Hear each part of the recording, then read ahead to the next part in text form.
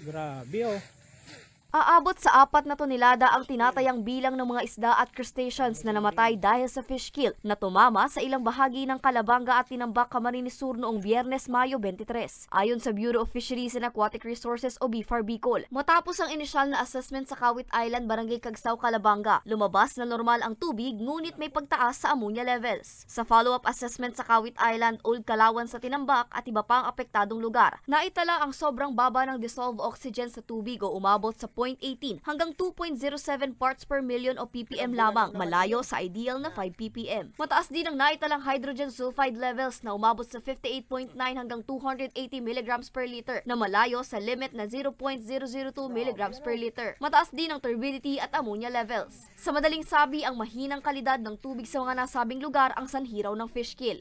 Isa sa mga dahilan kung bakit nagkakaroon ng ganito ay yung environmental factors dahil sobrang init, kapag sobrang init, mahina yung or konti yung oxygen na nandoon sa tubig. So kapag konti ang oxygen, yung dissolved oxygen, so konti lang din yung nakukuha na oxygen ng mga isda o ng mga marine species. So kapag konti, so syempre most likely maaapektuhan yung kanilang existence doon sa kanilang habitat. Patuloy pa rin ang ginagawang investigasyon ng kagawaran para matukoy kung may iba pang sanhi sa naganap na fish kill.